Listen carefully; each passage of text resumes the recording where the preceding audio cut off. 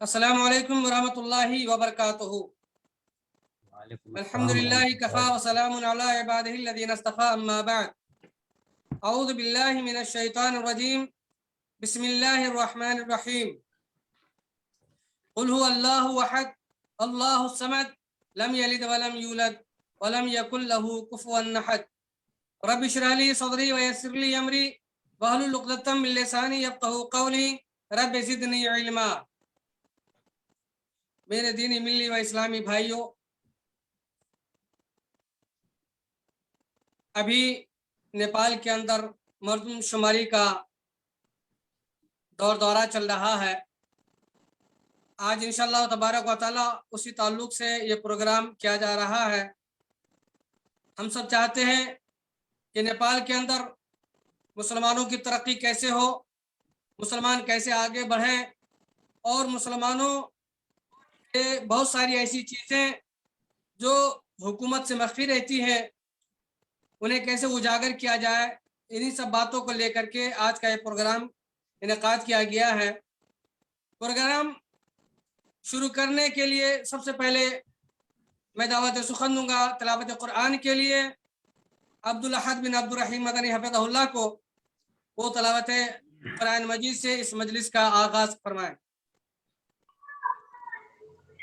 अस्सलाम वालेकुम वरहमतुल्लाह। वालेकुम सलाम वरहमतुल्लाहि व बरकातुहू। अऊज़ु बिल्लाहि मिनश शैतानिर रजीम।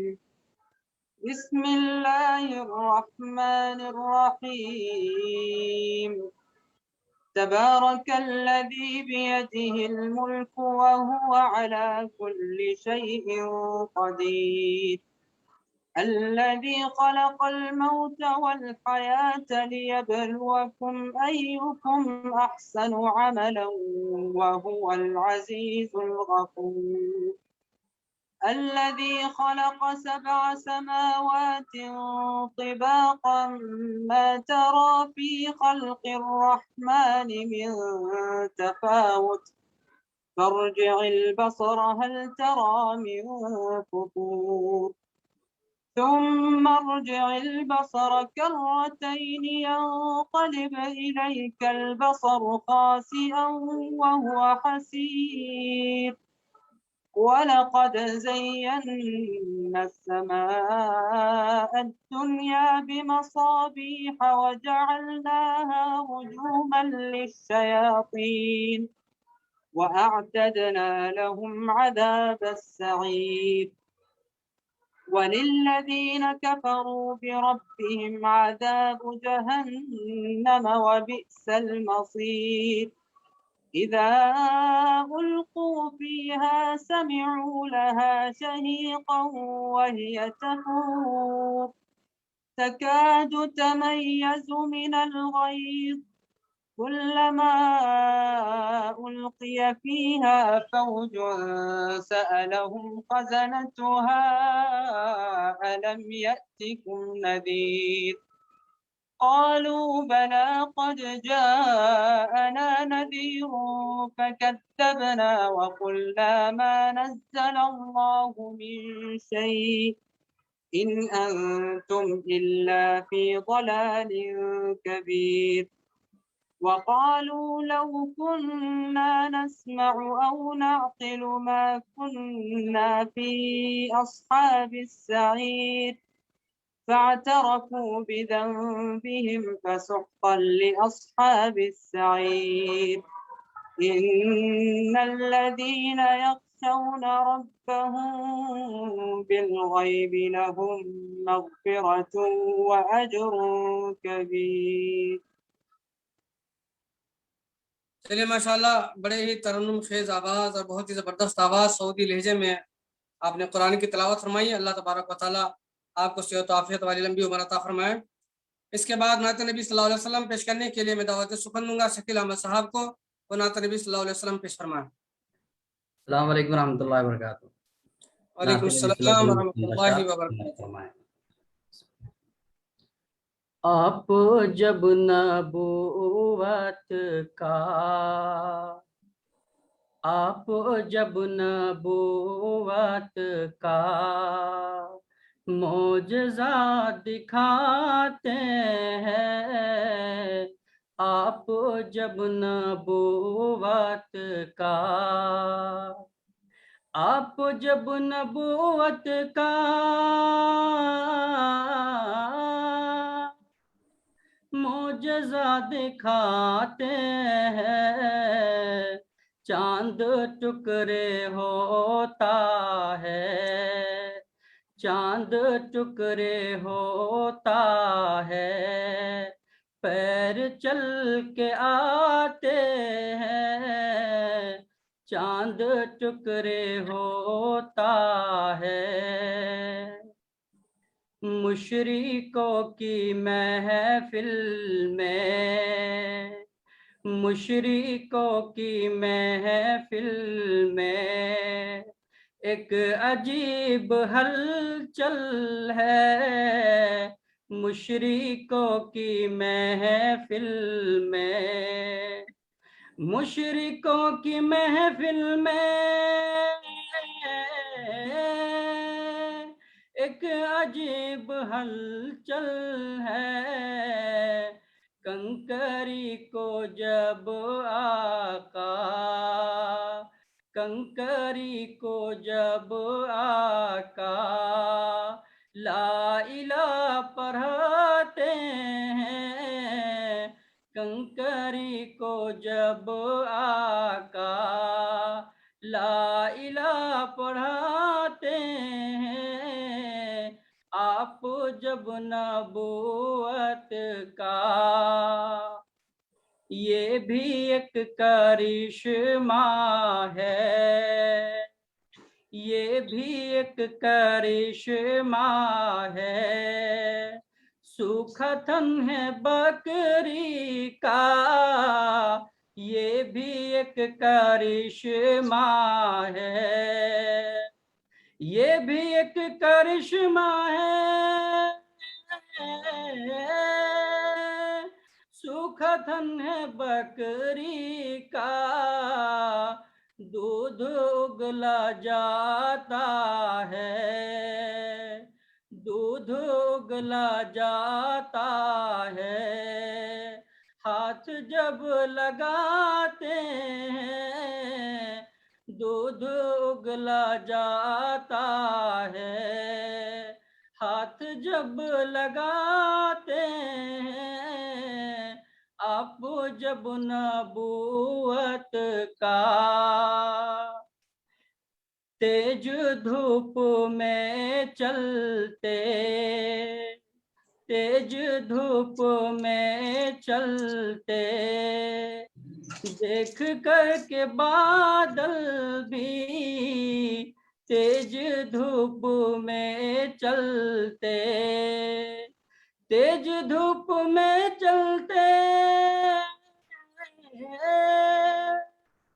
तेज धूप में चलते, देख कर के बादल भी साथ साथ आका के, साथ साथ आका के साए करके चलते हैं, साथ साथ आका के साए करके चलते हैं, आप जब नबूवत का मोजज़ा दिखाते हैं, चांद टुकड़े होता है, पैर चल के आते हैं, आप जब नबूवत का। सल्लल्लाहु अलैहि वसल्लम। अस्सलाम वालेकुम। माशाल्लाह बड़ी तरन्नुम खेज आवाज में आप नात नबी गुनगुना रहे थे। अल्लाह तबारक व तआला आपकी आवाज में और कशिश पैदा फरमाए। इकरा स्कूल में हमारे जलालुद्दीन भाई साहब हम मौजूद हैं, जो कतर से भी गए हैं। माशाल्लाह बड़ी खुशी हुई है, अल्लाह उन्हें जज़ा खैर अता फरमाए। अभी हमारे जो लाडले हैं मोहम्मद बिन कासिम, वो वहाँ कुर्सी पे विराजमान है इकरा स्कूल में, और माशाअल्लाह वो चाह रहे हैं कि हम कुछ पढ़ें।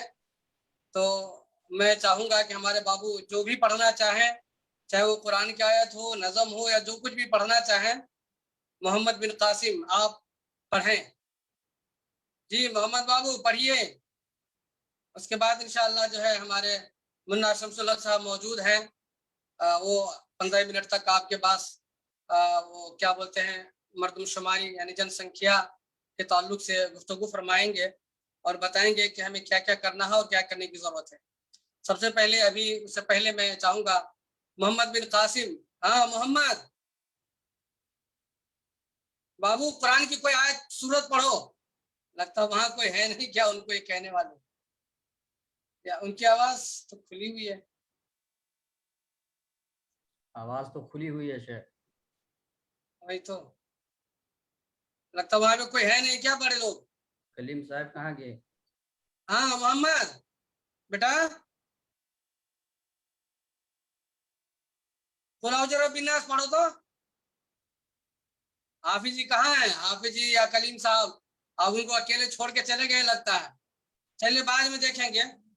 मैं उससे पहले चाहूंगा कि अब हमारे जो मेहमान आज के हैं मुन्ना अब्दुल शमसुल हक साहब, वो अपने मौजू की वजाहत फरमाएं और बताएं कि नेपाल के अंदर जो अभी मरदमशुमारी हो रही है, उस मरदमशुमारी के अंदर मुसलमानों को क्या करना चाहिए। बहुत सारे इख्तलाफात आ रहे हैं, उर्दू हो, हिंदी हो, मैथिली हो, नेपाली हो, कौन से भाषा को शामिल किया जाए। मुसलमानों की जनसंख्या नेपाल के अंदर बिल्कुल 4% है, जो बहुत ही कम तादाद है। और ये क्यों है, उसकी असल वजह यह है कि हमारे यहाँ जब लोग कुछ जब लिखने वाले लिखाने वाले जब आते हैं हमारे घर पे, तो वो लोग सही ढंग से लिखा नहीं पाते हैं, सही ढंग से बता नहीं पाते हैं कि उनके घर के अंदर कितने मर्द हैं, कितने औरतें हैं, कितने बच्चे हैं। वो मर्दमशुमारी सही ढंग से कर नहीं पाते हैं और उसका खमियाजा नेपाल के सारे मुसलमानों को भुगतना पड़ता है। इसलिए जरूरी है कि हम इस ताल्लुक से आगाही हासिल करें, सोचें, समझें, गौर करें और फिर दूसरों तक इन बातों को पहुंचाने की भी हम लोग कोशिश करें कि किस तरह से मर्दमशुमारी के अंदर हम लोग हिस्सा ले सकते हैं, हाथ बढ़ा सकते हैं, और किस तरह से हम अपने आप को कहाँ पे क्या लिखें, भाषा के अंदर हम लोग क्या लिखें, है ना, मातृभाषा में क्या लिखें। तो ये सारी बातें हमें समझने की जरूरत है। मैं चाहूंगा कि मुन्ना शमसुल हक साहब इस बात की वजाहत फरमाएं। अस्सलाम वालेकुम रहमतुल्लाहि व बरकातुहू। वालेकुम अस्सलाम व रहमतुल्लाहि व बरकातुहू। जी सबसे पहले मैं अपनी परिचय देना चाहता हूँ। मेरा नाम मुन्ना शमसुल है, घर कल्याणपुर सप्तरी। मैं फिलहाल दुबई में ही रहता हूँ और आप सबकी बहुत बहुत मेहरबानी कि आप सब इस ग्रुप में जुड़े और कुछ अभी जो जनसंख्या की बातें हैं उसमें कुछ बताने के लिए आप लोगों ने जो हमें मौका दिया, इसके लिए बहुत बहुत शुक्रगुजार हूँ। तो आप लोग बड़ा मेहरबानी हो, अगर हमें 5-10 मिनट टाइम दिया जाए इस पर कुछ अपनी बात रखना चाहता हूँ। बिस्मिल्लाहिर्रहमानिर्रहीम, इय्याका नअबुदु व इय्याका नस्तईन। मेरे सभी दोस्तों भाई, सबसे मैं अपील करना चाहता हूँ कि अभी हमारे मुल्क में जो हर 10 साल के बाद एक जनसंख्या आते हैं, सबको पता होगा कि उसमें सारा डाटा दिया जाता है। हर बंदे को, जो भी नेपाल के नागरिक को, सबको डाटा दिया जाता है। उसमें से हर धर्म, हर जात, हर समुदाय होते हैं। तो हमें अक्सर, हम एक मुसलमान है, हमारी अपनी पहचान है। जो संविधान जो है ना, अभी फिलहाल इस संविधान पर हम चलते हैं, संविधान में हमारे अलग पहचान दिया गया है जिसको हम कहते हैं क्लस्टर। जिस तरह और भी क्लस्टर, मधेसी, थारू, जनजाति, मुसलमान, तो हमारे क्लस्टर जो है मुसलमान क्लस्टर है। उसमें हुआ क्या कि हमारे अपनी पहचान क्या है, हमारी भाषा क्या है, हमारी लैंग्वेज क्या है, हम क्या पहनते हैं, हमारी बोलचाल क्या है, वो सब सारा डिटेल्स देना है। और हम कितनी आबादी है उस मुल्क में और कहाँ पे कितने हैं और किस हिसाब से हमारी शिक्षा की अवस्था है, किस हिसाब से हमारे रोजगार का अवस्था है, ये सारा कुछ डिटेल उसमें दिया जाता है। उसकी वजह से क्या होता है, इसमें फायदा क्या है और क्या, हुकूमत एक डाटा बनाते हैं कि मान लो इस कौम में इतनी जाहिल है और इतनी पढ़े लिखे हैं, इस कौम में इतनी रोजगार नहीं, इस कौम में इतनी रोजगार है। तो ये सारा डिटेल उस हिसाब से। अभी फिलहाल हमारा देश जो है ना संघीयता में जा रहा है। तो संघीयता का मतलब ये होता है कि मान लीजिए हम एक मुसलमान हैं तो हमारे भी हिस्सा मिलेंगे वहां पे। तो हमारे आबादी कितने हैं वो देखते हैं। मान लिया अभी की फिलहाल के जनसंख्या में 4.4 दिया गया है। इसका मतलब 100% अगर कोई कोटा मिलेगा, कोई अफसर मिलेगा, उसमें हमें सिर्फ कितना मिलेंगे, 4.4%। बाकी जितने भी 96 जितना भी होगा वो दूसरों को मिलेंगे। इस हिसाब से अभी जो नया जनसंख्या आ रहा है इसमें इंशाल्लाह अल्हम्दुलिल्लाह हम लोग का अंदाज है कि इसमें हमारी तादाद बढ़ेंगे। में भी 6 और 7% जाएंगे। अगर मान लीजिए 100 डॉक्टर का कोटा मिलेगा पूरे नेपाल में, उसमें 6 और 7 कोटा हमें मिलेंगे। इसलिए इस जो जनसंख्या है, सबको चढ़ बढ़ के हिस्सा लेना चाहिए। आप जितने भी देश जो भी है, सबसे मैं अपील करता हूँ कि अपने अपने घर में माँ बहन भाई बाप अबू जो हैं सबको बोले, जनसंख्या लिखने वाले जो आएंगे उनसे लिखाओ। और हमें क्या लिखना है, रही बात यहाँ पे, हमें क्या लिखना है, क्या लिखना है, क्या लिखना नहीं। हम तो रहते हैं मधेश में। मधेश कहने का मतलब एक भूगोल होता है, जिस तरह भूगोल होता है जमीन, वो भूगोल है। मधेश, हम सब मधेसी हैं, वो भूगोल है। लेकिन मधेश के अंदर हमारी एक अलग पहचान है, जिसको मुसलमान कहते हैं। वहाँ पे थारू भी होगा, आपको पता होगा, चौधरी, उसका भी अलग पहचान है। वहाँ पे और भी कौम है जिसको जनजाति कहते हैं, उसका भी अलग पहचान है। तो इसी तरह हमारे अलग पहचान। तो हम क्या लिखें, तो धर्म वहाँ पे तकरीबन 6 सवाल मेन होते हैं, जो 6 सवाल हमें भरना होगा। पहला सवाल होगा आपका धर्म क्या है। धर्म माने तो धर्म सब पता है, हम सब इस्लाम है, तो वहाँ पे हमें धर्म इस्लाम लिखना है। दूसरे आएंगे साउंड बरहाल है, साउंड बरहाल है, थोड़ा आवाज कम आ रही है, मेरे ख्याल से लोग रिक्वेस्ट कर रहे हैं। जी, आप सुनाई दे रहे हैं? जी सही है, लेकिन थोड़ी सी साउंड की जरूरत थी। जी जी। तो अभी दूसरा, पहले तो आएंगे धर्म। धर्म क्या है, आपको धर्म लिखाना होगा। तो धर्म हम सबको पता है, हम इस्लाम धर्म है, वहाँ पे हमें इस्लाम धर्म लिखाना है। और दूसरी आपको क्या आएंगे उसमें, दूसरी सवाल कि आपका जात क्या है। तो जात, जैसे जात होता है, तो हमारे जात में लिखाना है, हमें मुस्लिम लिखाना है या मुसलमान। मुस्लिम मुसलमान दोनों एक ही होते हैं। तो आपका वीडियो खत्म मुसलमान हो लिख गया, जी, आपका वीडियो भी खत्म हो गया। नेट का ही चल रहे थे। अब आ रहे हैं? जी जी जी, चलिए। जी जी। और तो दूसरा आएंगे जात। जात में हमें मुस्लिम और मुसलमान लिखाना है। और तीसरे आएंगे आपकी जो मातृभाषा है, जो हमारे माँ बाप भाई बोल रहे हैं, जो हम बोल रहे हैं, उसमें हमें लिखाना है उर्दू। उर्दू लिखाना है, मातृभाषा हमारे उर्दू लिखाना है। उर्दू की लिखाना है, इसके डिटेल में बाद में जाऊंगा। और चौथा सवाल आएगा आपका पुरखा भाषा, यानी हमारे बाप दादा बुजुर्ग थे, उसकी भाषा क्या है, उसमें भी हमें उर्दू ही लिखाना है। और पश्चिमी में आएंगे आपका दूसरा भाषा क्या है। दूसरा भाषा हमारे, जिसमें हम सप्तरी में रहते हैं, वहाँ पे हम लोग मैथिली बोलते हैं, कोई भोजपुरी बोलता है, कोई थारू बोलता है, और मगही बोलता है। तो इसी तरह चौथा भाषा आप लोग जो जिसको जो बोलना है जी लिखे। ये 3 में अहम है, धर्म, इस्लाम, जात मुसलमान, और मातृभाषा उर्दू। ये 3 चीज लिखाना जरूरी है। इससे क्या होगा, हमारा आवाज तादाद बढ़ेंगे, हमारी भाषा उर्दू बोलने की तादाद बढ़ेंगे। और यहाँ पे सवाल क्या उठ जाते हैं, बहुत सारे लोग बोलते हैं ये उर्दू भाषा तो इंडिया से पाकिस्तान से आए हैं, वहाँ पे मुसलमान लोग बोलते थे। ये नहीं, ये सरासर गलत है। उनको ये बोले कि जो जो कह रहे हैं कि भाषा उर्दू भाषा मुसलमानों ने पाकिस्तान या इंडिया बांग्लादेश कहीं से सीखा है, कहीं से बोला, ये सरासर गलत है।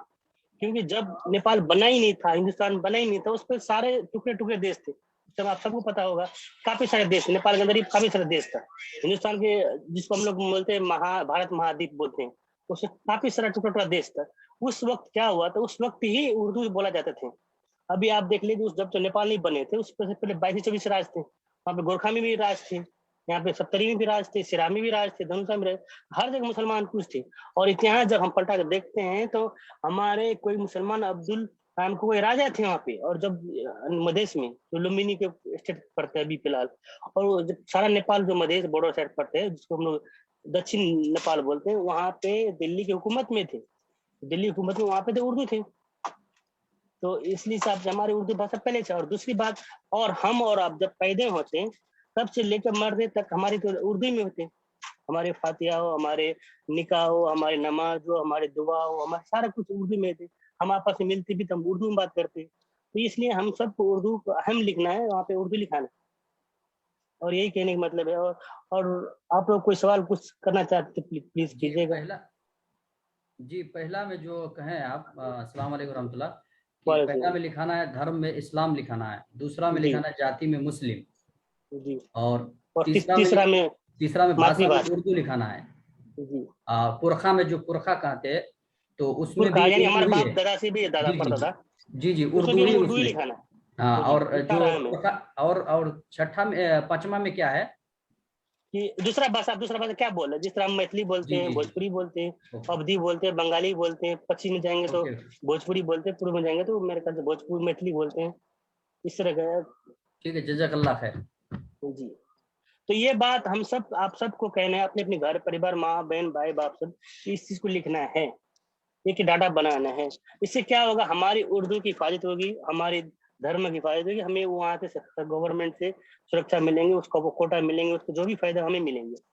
ये हमारे कहने का मतलब है। जो और किसी भाई कोई सवाल हो तो प्लीज।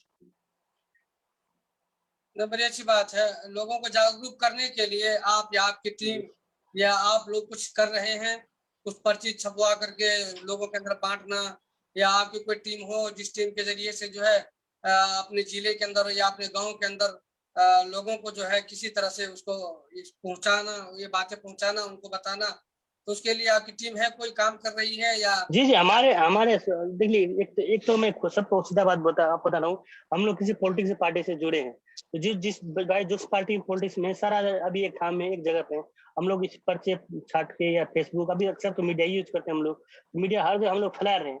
तो आप इस ग्रुप में देख रहे हैं, आप लोग 12 लोग होते हैं। अल्हम्दुलिल्लाह मैं बहुत खुशनसीब हूँ कि 12 बंदे के साथ, भाई के साथ मिले और आप लोगों के साथ शेयर किए। तो आप लोग 12 आदमी जो बोलेंगे 24 हो जाएगा, 24 48 होगा, इस तरह फैलते जाएंगे। तो अब आप लोग सबसे दुआ गुजारिश है कि इस बात को आगे से आगे तक फैलाई जाए, ताकि हमारे असली डाटा है जो आना चाहिए। और हमने कुछ लिख रखा है नेपाली में, अगर आप लोगों को चाहिए तो मैं इसी ग्रुप में डाल दूं, या कोई मुझे बोल तो मैं डाल दूंगा उस ग्रुप में, सारा कुछ डिटेल लिखा है। और एक बात मैं आप सबको कहना चाहूँ, नेपाल का जो लैंग्वेज है, नेपाली लैंग्वेज ना, बहुत सारे पहाड़ी लोग बोलेंगे आप लोगों की नेपाली लैंग्वेज क्यों नहीं बोलते, नेपाली लैंग्वेज, उनको बोले तुम्हारे नेपाली लैंग्वेज में 20 से 30% हमारी उर्दू भाषा है, जो कानून में भी है। आप देखिए, जब नेपाली बोलेंगे शुद्ध, तो उसमें हमारे 20 से 30% उर्दू शब्द के इस्तेमाल हुआ है, इसमें आपको लोग आप देख लीजिएगा उसमें। जी शुक्रिया जी, हमारे कलाम भाई साहब मेहनत कर रहे हैं वहाँ पे, किसमें क्या लिखना है ना, तो वो लिख करके डाल दिए हैं इसके अंदर, और मैसेज में मौजूद है वो, तो आप जिन भाइयों को देखना वो देख सकते हैं। और उसको लोगों तक इन बातों को कैसे पहुंचाया जाए, उसके लिए कौन सी टीम काम करे, कैसे मुसलमान जागरूक हो, कैसे गांव-गांव इन बातों को पहुंचाया जाए, कैसे सबको खबर दिया जाए, इस ताल्लुक से जो है किसी के पास कोई आइडिया हो तो जरा बताएं। जी, मैं ये कहना चाह रहा था कि एक सूचना के तौर पे, एक सूचना ऐलान के तौर पे लिखा जाए, जवाब किया देना चाहिए। इसको हिंदी में या नेपाली में, दोनों में भी जो है लिख करके, उर्दू में भी एक ही सफ़े पे डाल दीजिए, और उसको फेसबुक में भी डाला जाए, उसको व्हाट्सएप ग्रुप वगैरह में भी डाला जाए, ताकि हर जगह लोगों को मालूम हो जाए और अपने अपने हिसाब से गाइड करें। दूसरी बात क्या है कि जहाँ पे लिखने वाला आता है, तो हर गांव के अंदर कुछ ना कुछ आदमी को तैयार करें कि लिखने वाले के साथ वो बंदा हो जो इस सवाल का जो है जवाब जानते हो। क्योंकि मैंने देखा है एक बार, जब मैं बहुत पहले की बात है, हर मुस्लिम औरत के साथ कुमारी कुमारी कुमारी कुमारी लिख दिया था। हर मुस्लिम औरत के साथ जैसे जो है खदीजा कुमारी, जहीरा कुमारी, फला कुमारी, तो इससे भी क्या होता है कि हमारी तादाद घट जाती है। कुमारी लफ्ज ना आए, कोई मुस्लिम का लफ्ज आए या कुछ इस तरह से आए कि पता चले नाम ही से कि मुस्लिम है ये, तो वो लोग अपने हिसाब से कुमारी लिख देते हैं। तो अपने तरफ से वो ना लिखिए, हम रहनुमाई करें। इसी तरह वो लोग अपने तरफ से धर्म में भी जो है कुछ लिख देते हैं, जुबान में भी कुछ लिख देते हैं, क्योंकि उन लोगों को भी उतना पता, लिखने वाले को बहुत सारे गंवार भी होते हैं जिनको खटाया जाता है लिखने के लिए, उतना उसके पास जो है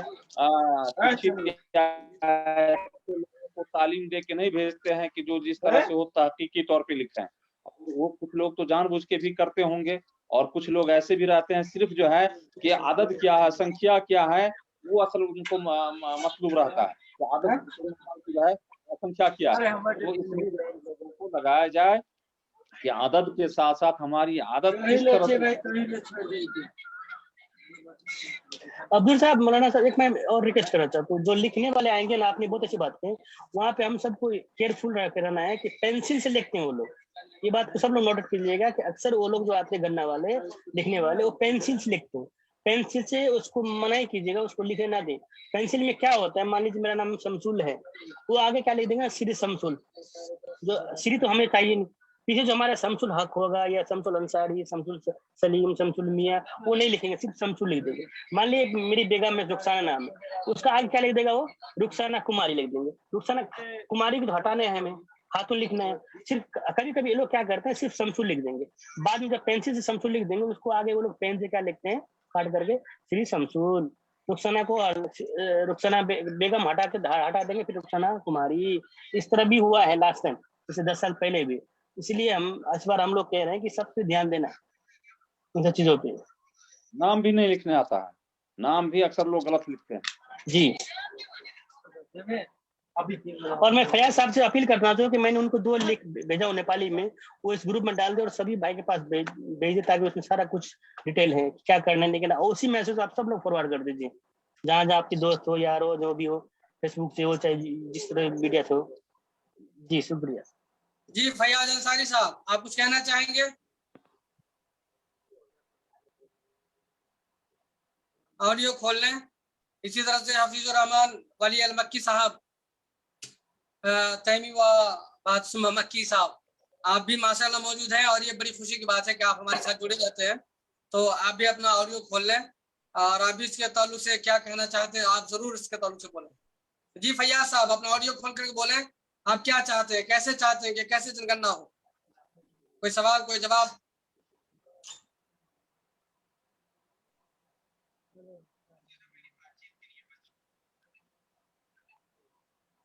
आपका ऑडियो खुला हुआ नहीं है।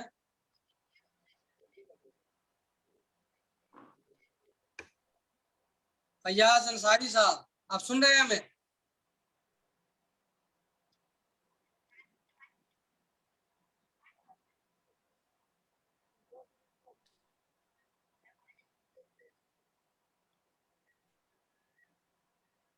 इम्तियाज आलम साहब, आप अपना ऑडियो खोल लें और आप मुसलमानों को कैसे मुकम्मल तरीके से गिनती में लाएंगे। हेलो, इसी मेरी तरह आवाज से सुन पा रहे हैं आप लोग? आप लोग मेरी आवाज सुन पा रहे हैं? जी जी जी आ रही है आवाज, आप बोलिए। आप फैयाज अंसारी। मैं अभी इधर वैक्सीन लगाने आया हूँ, अभी बात नहीं कर सकते। चलिए ठीक है, कोई बात नहीं। मैं इम्तियाज आलम बोल रहा आलम हूँ, को दीजिए। फैयाज नहीं बोल। इम्तियाज साहब आप बोले। जी फैयाज साहब, आप अपना क्लोज कर लें इसको। जी जी शुक्रिया।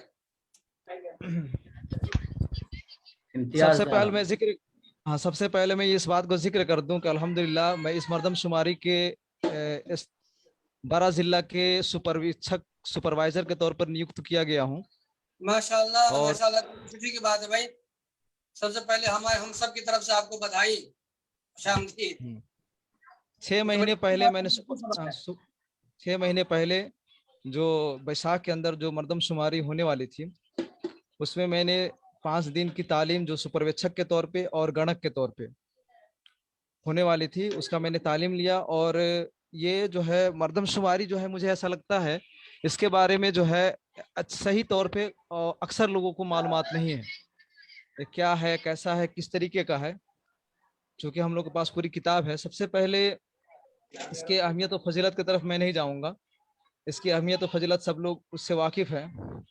कुछ चंद अहम नुकात जो इसमें आई हैं, चूँकि इसमें जो है ना सोशल मीडिया पे भी बहुत सी बातें फैल रही हैं, तो चंद अहम नुकात की तरफ मैं इशारा करना चाहूँगा। सबसे पहली बात, जो हमारी मरदमशुमारी हुई है वो सुपरवेक्षक सबसे पहले आपके घर में जाएंगे, यानी सुपरवाइजर। जैसे मैं उस सुपरवाइजर के तौर पर नियुक्त किया गया हूँ, तो ये जो है हमारे भदो 30 गते से लेकर के असोज 18 गते तक वो आपके घर पे जाएंगे। उनका काम जो सिर्फ ये होगा कि वो एक सीरियल नंबर देंगे घर का, बल्कि जितने घर हैं सबको सीरियल नंबर देंगे, लेकिन जो फैमिली जिसमें रहती है उन घरों को वो लोग बाकायदा एक नंबर देंगे। नंबर दे करके आएंगे। फिर उसके बाद जो है आपके कार्तिक 25 गते से लेकर के मंगसिर 9 गते तक गणक जाएंगे, जिनकी ट्रेनिंग बाकायदा अलग से हमारे अधिकारी लोग भी कराएंगे और जिनके ट्रेनिंग में हम लोग शामिल होंगे या हम लोग भी उनको ट्रेनिंग देंगे। लेकिन उनकी ट्रेनिंग, उनको क्या क्या लिखना है, क्या नहीं लिखना है, उसकी ट्रेनिंग हम लोग को भी दी गई है। यानी गोया कि हम लोग सुपरवेक्षक और गणक दोनों हैं।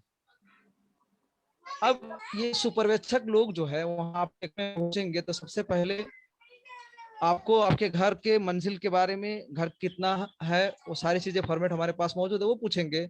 घर का जो घर मूली है, यानी घर का मालिक, वो औरत भी हो सकती है, बच्चा भी हो सकता है, और कोई जरूरी नहीं, कोई भी हो सकता है जो घर का काम संभालता हो या घर के बारे में अच्छी मालूमात रखता हो। फिर उसके बाद आपका सिर्फ नाम दर्ज करेंगे। नाम दर्ज करने के बाद जो है वो लोग आपके जायदाद वगैरह के बारे में पूछेंगे, आपके पास जो है ना कृषि संबंधित क्या चीज है वो लिखेंगे। फिर उसके बाद जो है ना आपके बैंक में खाते में क्या है, सरकारी घर है नहीं है, कोई आपका बैंक अकाउंट होल्डर है या नहीं है, कोई आपने कर्ज लिया नहीं, ये मुख्तसर तौर पे एक सूचीकरण होगा। इसको घर तथा घर परिवार सूचीकरण कहते हैं। ये हो जाने के बाद आपको बीच में वक्फा होगा। बीच में वक्फे के बाद फिर उसके बाद गणक आएंगे, जहां हम लोग को मर्दमशुमारी में जिस तरीके से हिस्सा लेना चाहिए और जिन चीजों को यहाँ जो है ना मौजूद बहस बनाया गया है, वो असल में गणक के साथ उसका ताल्लुक है। अभी जो चीज जो है वो सिर्फ इतना मुख्तसर तौर पे आपका डेटा लेकर के वो लोग चले जाएंगे। जो गणक आएंगे तो हमारी ही लिस्ट के मुताबिक वो आपके घर पे पहुंचेंगे। फिर उसके बाद आपका नाम पहले से ही मौजूद होगा, सारी चीजें। अब आपके घर में कितने फैमिली है, कौन कौन है, किस उम्र के हैं, कितने पढ़े लिखे हैं, आपका जुबान क्या है, जात क्या है, धर्म क्या है, वो सारी चीजें जो है वो लोग आपसे पूछेंगे। तो सबसे पहले जो है बाकायदा मैं फार्म ही आपके सामने रखूं ताकि मुझे वजाहत करने में आसानी हो। जी जी जी बिल्कुल, असल में आज तक मुझे उस फार्म ही की जरूरत थी। और ये फार्म जाकिर साहब की तरफ से बनाया गया जो ग्रुप है जनगणना, उसमें मैंने ये सारी चीजें, लोग उटांग पटांग की बातें लिख रहे हैं, अपने तरफ से फॉर्मेट बना रहे हैं, मैंने उसमें शेयर किया है। अगर आप लोग उसमें हो तो बाकायदा जो है उसमें देख सकते हैं।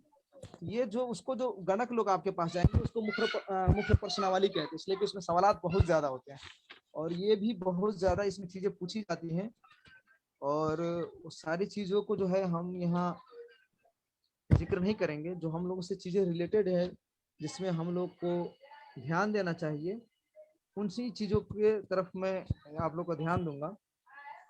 यहाँ जो सबसे पहली बात यह है कि सारे जितने लोग यहाँ नेपाल में रहते हैं, नेपाली नागरिक, सबका अलग अलग जात है, बाकायदा उन जात का कोड और कैटेगरी सारी चीजें हैं। लेकिन अल्हम्दुलिल्लाह आज हम नेपाल के अंदर इस बात को साबित करने में कामयाब हैं कि नेपाल के अंदर जो भी मुसलमान हैं उनकी कोई जात नहीं है, वो सब के सब एक ही जात है और वो है मुस्लिम और वो मुसलमान। ये इसी से ही हमारा इतिहाद जाता है और ये कामयाब हो पाया 2068 के इसमें। वरना ये भी इससे पहले वो लोग सवाल करते थे आप किस जात के हैं, धोबी है, चमार है, अंसारी है, मंसूरी है, सिख है, पठान है, हलवाई है, वगैरह वगैरह वगैरह। लेकिन अल्हम्दुलिल्लाह उस चीज को खत्म किया गया। मैं चाहता हूँ कि लोग भी अपने तौर पे, अमली तौर पे भी इसको खत्म कर ही दें और अपना आपको सिर्फ मुसलमान ही कहें, जात से अपने आप को मौसूम न करें। तो उसमें जो है आप देखेंगे किताब के अंदर भी जो हमको जनक और सुपरवेक्षक की जो किताब दी गई है उसमें आपको सिर्फ जाति के तौर पे मुसलमान लिखा गया है। लेकिन आज ही हमारी जो है गुफ्तगू ही जाकिर साहब से, उन्होंने कहा कि नहीं, मुसलमान भी जो है सही नहीं है, बल्कि हम लोग को मुस्लिम कहना चाहिए और हम लोग को मुस्लिम लिखना और लिखाना चाहिए।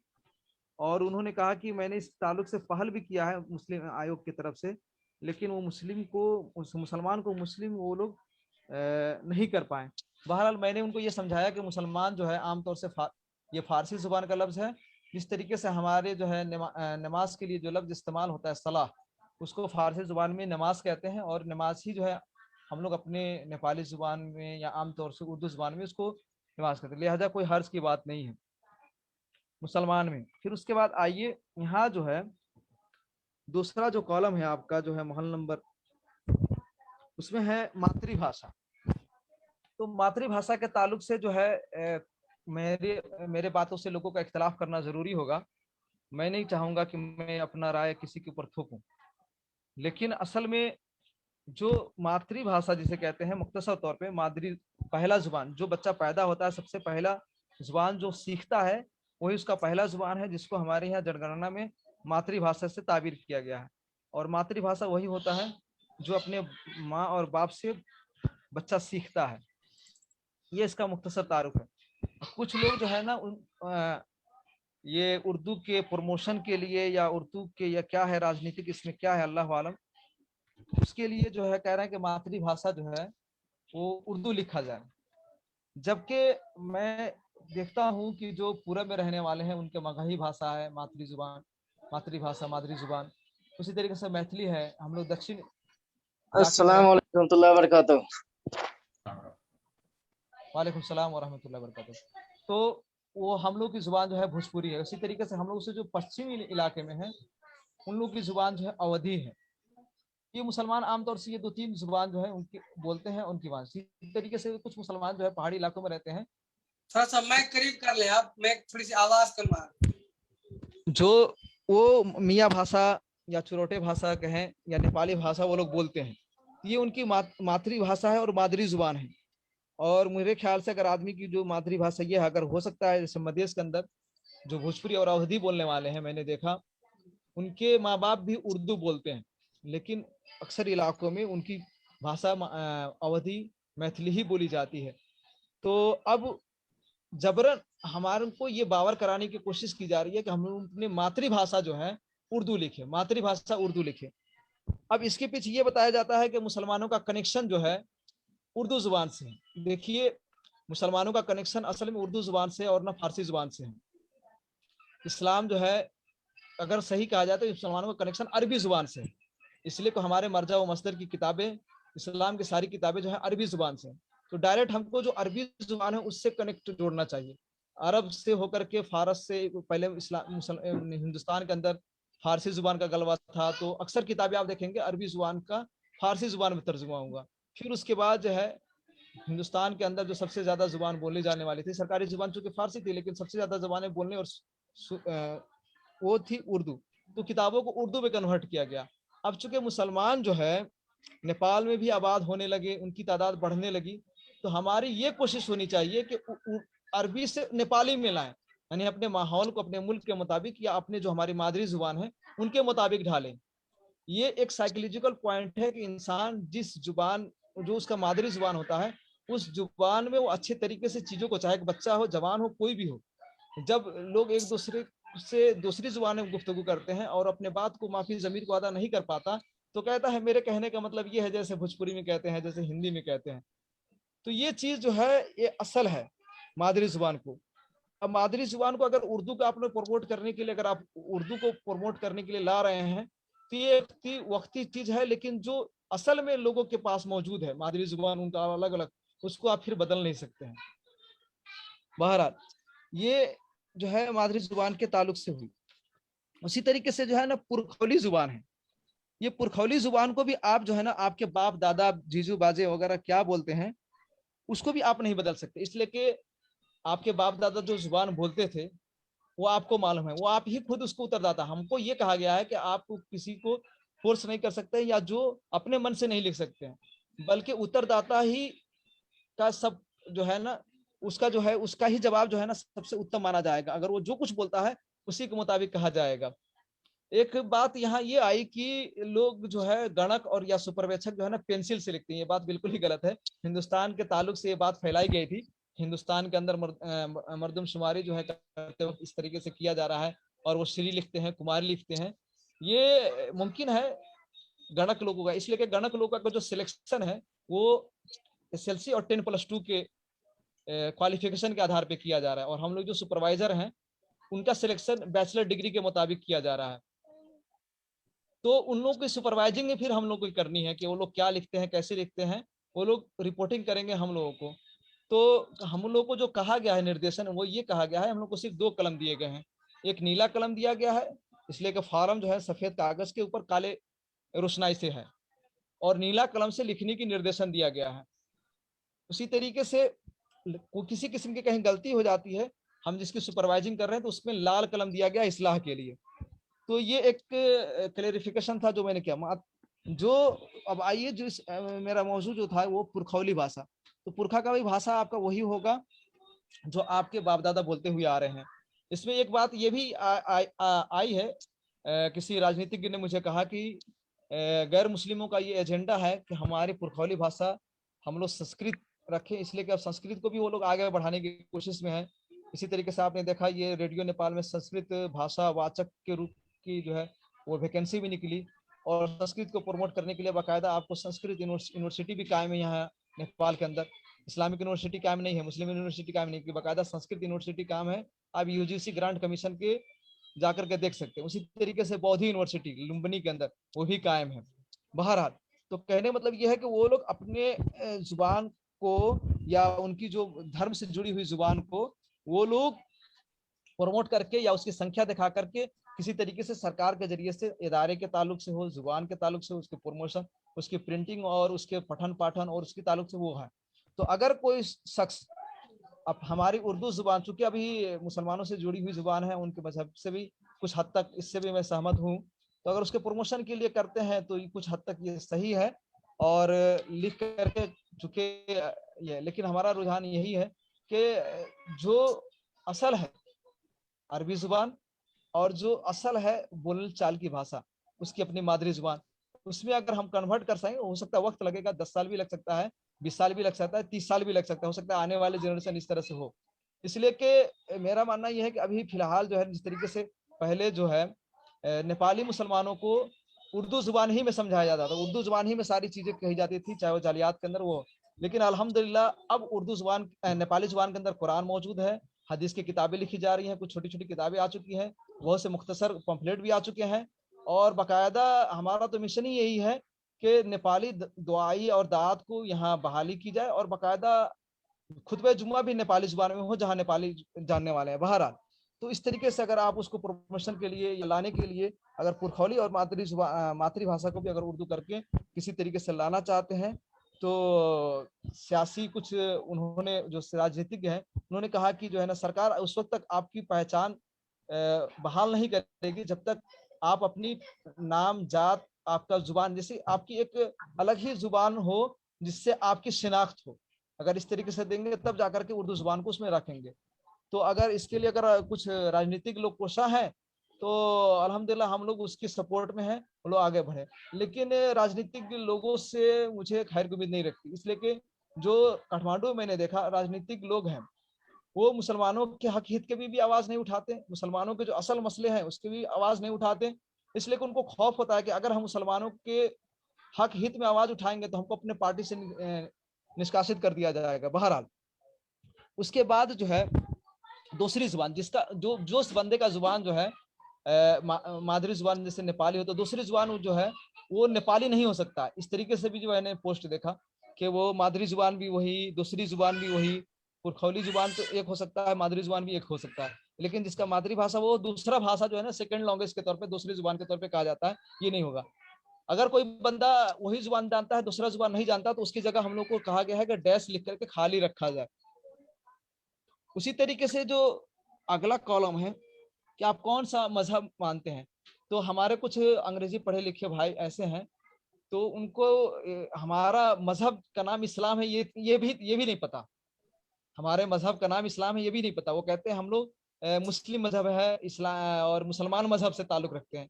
तो ये उनको भी बावर कराने की और जानकारी कराने की कोशिश है करनी चाहिए कि वो जो है उनका मजहब इस्लाम है।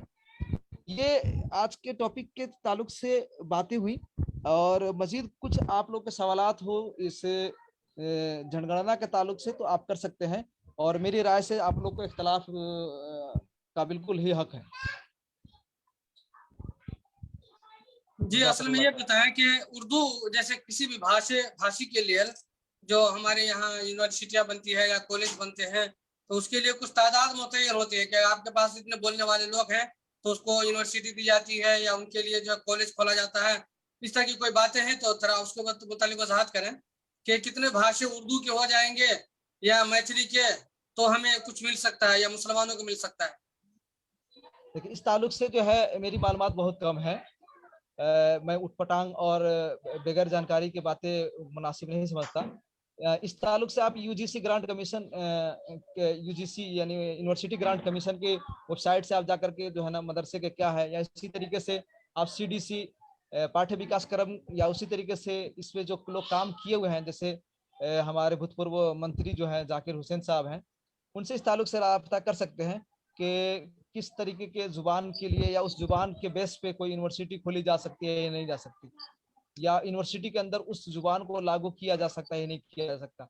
उसके लिए उन्होंने बताया कि अभी जो है ना उर्दू के जो भाषी है तकरीबन 2.6 या कितना परसेंटेज उन्होंने बताया, तो कहा कि अगर आपके मजहब में इसको अगर हम परसेंटेज आगे बढ़ा लें तो आपकी मजहबी पहचान के तौर पर ये जुबान लिखा जा सकता है, वरना अगर 1% से अगर कम हो तो फिर आपके मजहबी शनाख्त या यानी मुसलमानों की जो है, जैसे मुन्ना शमसुलहक साहब ने कहा कि संघीयता का भी दौर है, तो संघीयता में हमारी जो पहचान जो जुबान के तौर पे उर्दू है, अगर 1% से कम अगर हो रही है तो फिर हमारी ये पहचान नहीं मानी जाएगी।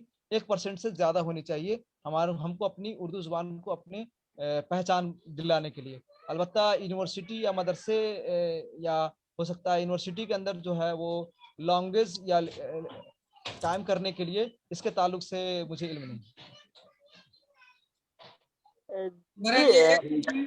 एक मैं आप मैं दो मैं दो कुछ जो सवाल है यहाँ पे रखना चाहता हूँ और उसका जवाब भी मैं देना चाहता हूँ, सवाल भी दोनों। जी आप सब लोग सुनिएगा। आपने कहा कि सियासी बात, इसमें कोई सियासी नहीं है। मैं आपको स्पष्ट क्लियर करना चाहता हूँ, इसमें कोई सियासी नहीं है।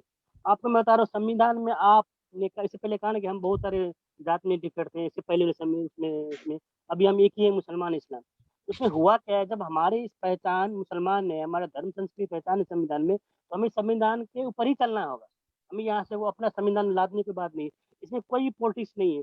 प्रॉब्लम क्या है, आपने कहा उर्दू भाषा जो कह रहे हैं मातृभाषा, अगर हमारी भाषा अगर 4% 5% नहीं होंगे तो कल होकर हम एजुकेशन मिनिस्टर कैसे बोले कि हमारे उर्दू यूनिवर्सिटी खोल दो, हमारे लिए उर्दू यूनिवर्सिटी खोल दो। कह सकते हैं, कहीं नहीं कर सकते। वो क्या कहेंगे, हमारा भाषा ही नहीं है। अगर हम भोजपुर बोलेंगे, आप मैथिली बोलेंगे, दूसरा कुछ और बोलेंगे, सारा लोग डिफरेंट हो जाएंगे, डिफरेंट डिफरेंट चले जाएंगे। वही होगा जो 2063 से पहले जो हुआ था नेपाल का हाल मुसलमानों का, कोई आबादी नहीं थी, कोई कुछ नहीं था। इसलिए इसमें कोई सियासी बात नहीं है। मेरे कहने का मतलब यही है कि हम सबको उर्दू बोलना ही है, हम सबको एक होना है, एक ही पे रहना है। अलग अलग जब होंगे ना तो बंटवारा हो जाएंगे, बंटवारा में क्या हमें कुछ नहीं मिलेंगे। मैथिली हम बोल रहे हैं, मतलब हम मैथिली लिखा दें, आप मैगी बोला, आप मैगी लिखा दो, कोई भोजपुरी बोला, मैं भोजपुरी लिखा दो, फिर कल क्या होगा, हमारे कोई पढ़ाई लिखाई नहीं होगा। हमारे कहने का मतलब है, हमने दीन और दुनिया दोनों देखना है। मदरसा में ही हमको सीमित नहीं रहना है ना। आप देखो नेपाल के पूर्व पश्चिम में कितने मदरसे हैं। मदरसा क्या हुआ था, मदरसा कभी देखे डॉक्टर इंजीनियर बने? हम तो चाह रहे अपने बच्चों को डॉक्टर इंजीनियर बनाए। अगर कोई मदरसा के साथ में अगर इस्लामी यूनिवर्सिटी बन जाए, मुस्लिम यूनिवर्सिटी बन जाए, उर्दू इस्लाम यूनिवर्सिटी बन जाए, वही मदरसा का बच्चा तो वहाँ प्रमोट करेंगे ना। कल हम तो गवर्नमेंट से बोल सकते हैं हमारे लिए यूनिवर्सिटी दो, बोले तुम्हारे लैंग्वेज कितने हैं उर्दू, 5% 2%। अगर डिफरेंट में हो जाएंगे तो फिर क्या बोलेंगे, तुम्हारा 1% भी नहीं है। अभी मेरे ख्याल से जनसंख्या मेरे को 2% की भी कम है उर्दू बोलने नेपाल में, तो वो कुछ सुनेगा नहीं। अगर जो सब लोग उर्दू भाषा लिखाना शुरू कर देंगे, कम से कम 6 या 7% उर्दू जाएंगे। 7% बहुत अहम बात होते हैं, जबकि 52 क्षेत्रीय के पूरा देश में 12% पूरा देश चला रहे हैं, और 6-7% मुसलमान हो जाएंगे उर्दू भाषा, तो वहाँ पे तो सारा लोग कहेंगे हाँ भाई इनको भी हक अधिकार दो, इनको भी सारा कुछ करो, क्योंकि देश संहिता में है। मेरा कहने का मतलब यही है, इसमें कोई सियासी नहीं है, सियासी दोपहर कोई ना देखे इसमें। जी शुक्रिया। जी मैं कुछ इस ताल्लुक से बोलना चाह रहा हूँ। हमारे मुन्ना साहब ने पहले कहा था, जैसे मातृभाषा जो है, मातृभाषा उर्दू लिखा है, और इसी तरह से पुरखौली भाषा भी उर्दू लिखा है। तो एक तरफ तो ये है, और दूसरी तरफ हमारे इम्तियाज साहब ने कहा कि मातृभाषा में भी आप जो है नेपाली रखें, और इसी तरह से पुरखौली भाषा में जो आपकी जुबान है वो रखें। तो क्योंकि इस वक्त नेपाली में बहुत सारे जो है मवाद या बहुत सारी जो है किताबें छप गई हैं, बहुत सारे लोग काम कर रहे हैं, तो मैं दोनों में से मैं वस्त का रास्ता जो है, यानी बीच बीच वाला रास्ता मेरे समझ में जो है बात आ रही है कि वक्त के हिसाब से आप देख लीजिए, वक्त के हिसाब से मुझे बोलने दें, उसके बाद जो है कहें, वक्त के हिसाब से आप देख लें तो नेपाली भी आप देख लेंगे तो मुसलमानों में बहुत कम लोग हैं जो नेपाली जुबान को जानते हैं।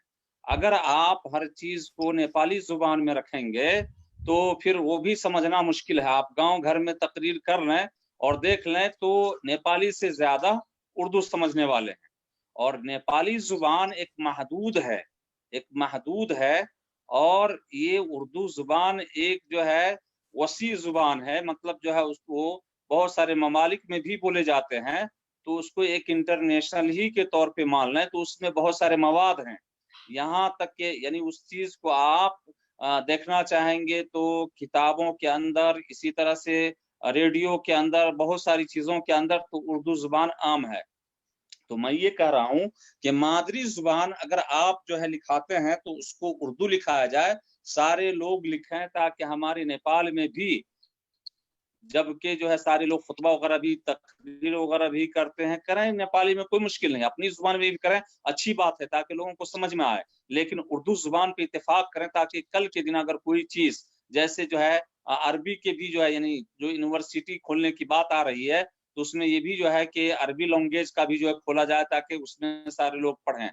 तो इस तरह की बात आ रही है, तो ऐसा भी हो कि उर्दू के लिए भी खास इस तरह से कोई यूनिवर्सिटी के अंदर कोई कॉलेज हो, उर्दू कॉलेज भी हो, उर्दू की भी अहमियत दी जाए। तो इस नहियत से उर्दू जो है मातृभाषा में उर्दू को रखा जाए, और पुरखौली भाषा में आप जो जिस इलाके के हैं उस भाषा को, उस जुबान को रखें, ताकि जो है वो भी जो है जाने जाए पुरखौली में कि हमारे जो है ये भाषा है। लेकिन मादरी में अगर सब लोग उर्दू पे इत्तेफाक कर लेते हैं, तो ये है कि एक मैं समझता हूँ आसानी है। और नेपाली जुबान तो हमारी जुबान है ही, सबको सीखना चाहिए, लेकिन उसमें टाइम लगेगा, बहुत वक्त दरकार है। लेकिन जो इस वक्त राइज है उर्दू जुबान है, और वो आसान है, उसके अंदर हमारा जो है बयान होना, हमारा जो है समझना, या उस चीज को जो है पढ़ना पढ़ाना, तो ये सारी चीजें आसान है। और नेपाली जुबान खुला महल, आप चाहेंगे तभी, नहीं चाहेंगे तब भी नेपाली जुबान के अंदर तो है ही बहुत सारी चीज है, यूनिवर्सिटी है, उसके अंदर जो है क्या कहते हैं प्रोग्राम वगैरह है, रेडियो है, इसी तरह से अखबार है,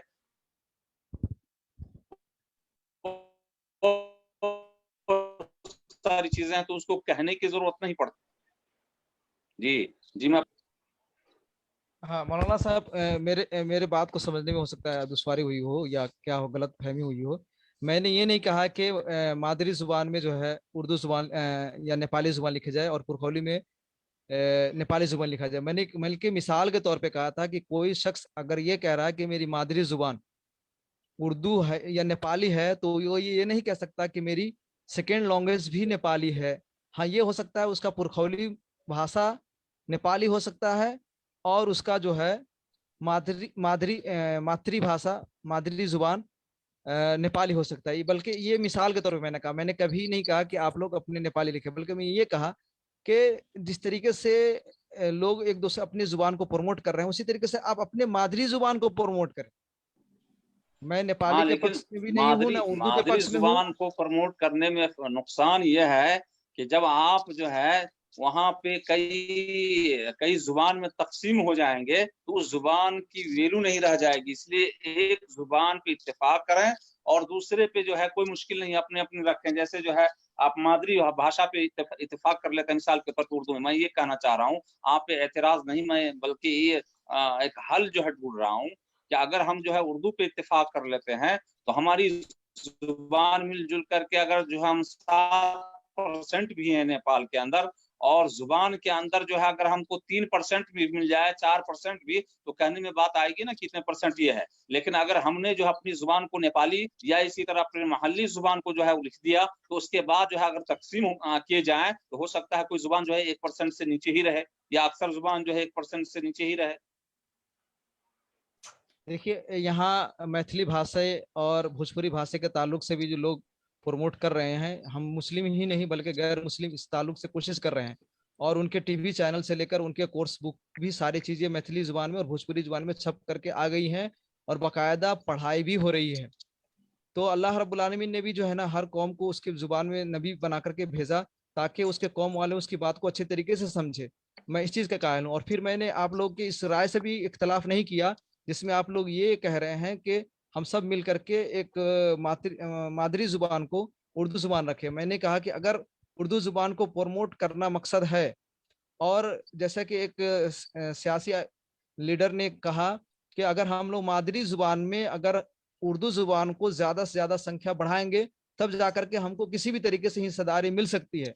अगर वाकई यही बात है और दूसरी जुबान में या पुरखौली जुबान में अगर हम रखेंगे उर्दू को, तो उसको उर्दू को हैसियत नहीं मिलेगी। अगर ये वाकई में ये मकसद हमको यहाँ हासिल हो सकता है, तो अल्हम्दुलिल्लाह मैं उस चीज के लिए तैयार हूँ, और इंशाल्लाह आपके सपोर्ट के साथ भी हूँ।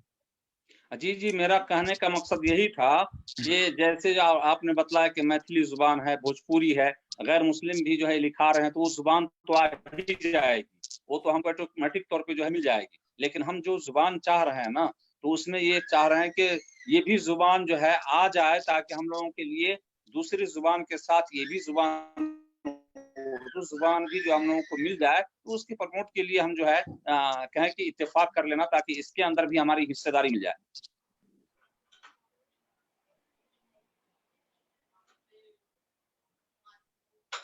मेरे ख्याल से जो है ये उर्दू वाला जो है ये होना भी चाहिए। सारे मुसलमान जितने भी मुसलमान हैं इसके ऊपर इत्तेफाक कर लें तो कल को कॉलेज खोल सकते हैं, यूनिवर्सिटी खोल सकते हैं, और आपके जबान की भी जो है अहमियत बढ़ जाएगी और परसेंटेज भी बढ़ जाएगा, तो कुछ कर सकते हैं आप। वरना हम बोलेंगे मैथिली या भोजपुरी और वो सब अपने अपने जबान को लेकर के करेंगे तो किसी का भी 1% से आगे नहीं बढ़ पाएगा और कुछ नहीं कर पाएंगे हम सब मिल करके भी। तो इसलिए किसी एक भाषा को पूरब से लेकर पश्चिम तक जितने भी मुसलमान हैं उर्दू को खास तौर से उसको अहमियत दें, ताकि उसके अंदर हम लोग कॉलेज यूनिवर्सिटी और बहुत सारे काम कर सकें। और बाकी जो हमारे मादरी जबान है उसके अंदर आप नेपाली लिखा है, भोजपुरी लिखा है, कुछ भी लिखा है। जो पहाड़ में रहने वाले मुसलमान हो तो मातृभाषा अपना नेपाली लिखाएगा और यकीनन लिखाएगा। तो कुछ लोग वो भी लिखाएंगे, कुछ मैथिली लिखाएंगे, कुछ हिंदी लिखाएंगे, कुछ हिंदी बोलने वाले भी लोग हैं तो खासतौर से हिंदी ही बोलते हैं, तो वो भी हैं। तो जो भाषा मातृभाषा वो अपना उसको लिखाएं, लेकिन एक ऐसा भाषा जिसको हम लोग प्रमोट करें कि उसके जरिए से हम लोग नेपाल में कुछ कर सकें। चूंकि आप देखें जब बांग्लादेश और पाकिस्तान बना था तो सिर्फ भाषी के लिए बना था। वहां पे किसी उलमा ने जवाब दिया और यही जवाब था उनका कि पाकिस्तान में भी 4 लैंग्वेज है, लेकिन किसी एक लैंग्वेज को भी ये सरकारी जबान नहीं दिया गया वहां पे। लेकिन उर्दू को क्यों दिया गया? इसलिए कि उर्दू ही जबान के अंदर हमारी तफासिर भी है, सारे के सारे अहादीस भी है और सारे के सारे तारीख भी है। तो जितनी भी चीजें हमारी हैं इस एशियाई ममालिक, पूर्वी एशियाई ममालिक के अंदर वो सब के सब उर्दू ही में है। तो क्यों हम सब के सब मिल करके उसको करें ताकि हमें मवाद भी अच्छा खासा मिल जाए और उसके ऊपर काम भी हो। मैं ये नहीं कहता कि अल्लाह तबारक व तआला ने अंबिया किराम को उनके भाषा जानने वालों ही में बना करके भेजा है। ठीक है, नेपाली के ऊपर भी आप लोग कोशिश करें, है ना, वो भी हम लोग बोले, जो भाषा को जानने वाले लोग उसको अलग से करें। लेकिन चूंकि हमें अपने तौर पे एक काम करने की जरूरत है और वो ये है कि ताकि हमारे बच्चे भी यूनिवर्सिटी में पढ़ सकें उर्दू, या क्या कहते हैं कॉलेज में पढ़ सकें, तो उसके लिए हम परसेंटेज लेकर के आएंगे तभी जाकर के मुमकिन होगा, वरना मुमकिन नहीं हो सकता है। जी, किसी और भाई के पास कोई सवाल हो तो बताएं।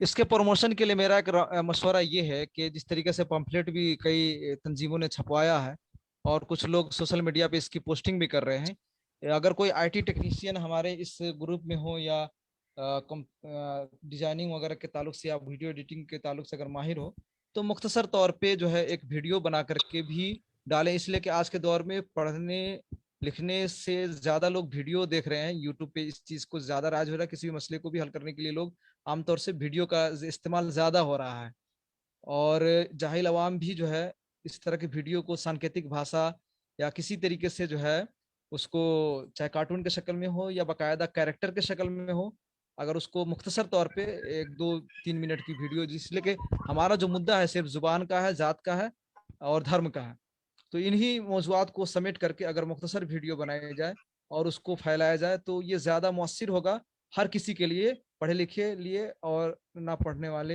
हर किसी के लिए।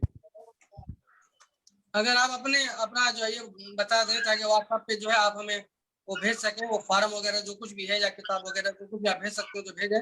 इसलिए कि हम लोग चाह रहे हैं कि हम लोग हमारी जो मकसद है आता है उसके तरफ से भी हम चाह रहे हैं कि गाँव में कुछ जिलों के अंदर जो है हम लोग प्रमोट करें, इस तरह से तहरीर कर करके लोगों को जागरूक करें।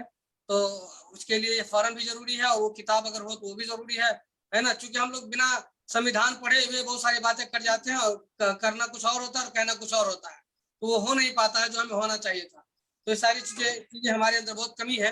आप अपना नंबर भेज दें या बता दें ताकि जो है आपको व्हाट्सएप कर दिया जाए या आप हमें व्हाट्सएप कर दें और इंशाल्लाह इसके ऊपर वीडियो बनाने की कोशिश की जाएगी। होगा हम भी बना सकते हैं, आप भी बना सकते हैं और हमारे आप भी बना सकते हैं। आप भी बना करके, चूंकि आप सुपरवाइजर हैं तो मैं समझता हूँ कि ज्यादा बेहतर रहेगा कि आप एक 3 मिनट 4 मिनट का जो है एक वीडियो आप खुद भी बनाएं, बेहतरीन वीडियो बनाएं। लेकिन उर्दू के ऊपर था ये नहीं कहा, उर्दू के ऊपर सबका इत्तेफाक है। पूरे मुसलमान तकरीर जो करते हैं पहाड़ से लेकर के मधेश तक हर एक लोग उर्दू में तकरीर करते हैं, चाहे सुबह जुमा हो या मिलाद हो या कुछ भी हो, जो कुछ भी लोग करते हैं। तो उसको पहला ये दिया जाए और उसके बाद जो मातृभाषा है जो अपना जिसमें भाषा में है वो अपना भाषा जो कोई बात नहीं। जी मुन्ना साहब कुछ कहना चाह रहे हैं? साहब 1 मिनट में एक बात कहना तो मैं एक अनुभव शेयर करना चाहता हूँ आप लोग से। जी मैं नंबर दिया हुई है, इंशाल्लाह मैं आपको मैं ये करता हूँ। 2061 में क्या हुआ था, जब आंदोलन हुआ था ना, मधेश आंदोलन से पहले एक मुस्लिम आंदोलन भी हुआ था, आप सबको पता होगा देश में।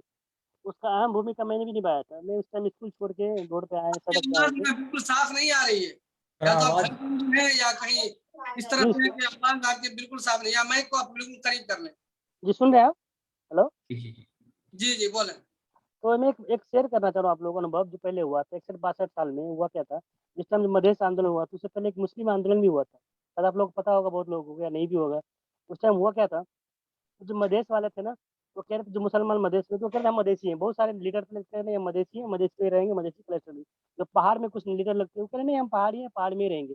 यहाँ दो टुकड़े में था, अलग अलग थे।